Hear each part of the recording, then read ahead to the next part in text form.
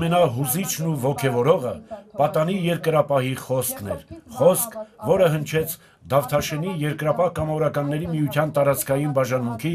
պատանի երկրապահ ակումբի ստորաբաժանման սան Էմիլ Գրիգորյանի անունից և արձագանք գտավ բոլոր ներկաների սրտում։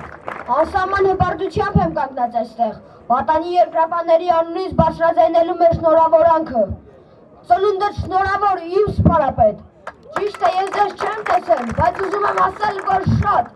շատ եմ ուզում ձեզ նմանվել։ Մենք խոնարհվում ենք ձեր քաջության և զորության առջև։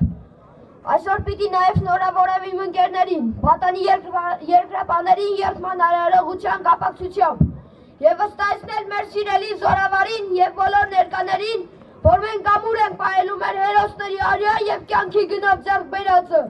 և երբեք չենք դրժելու մեր երդումը։ Մենք քիչ ենք, այո, բայց կոչվում ենք հայ, և ինչու պիտի չհպարտանանք։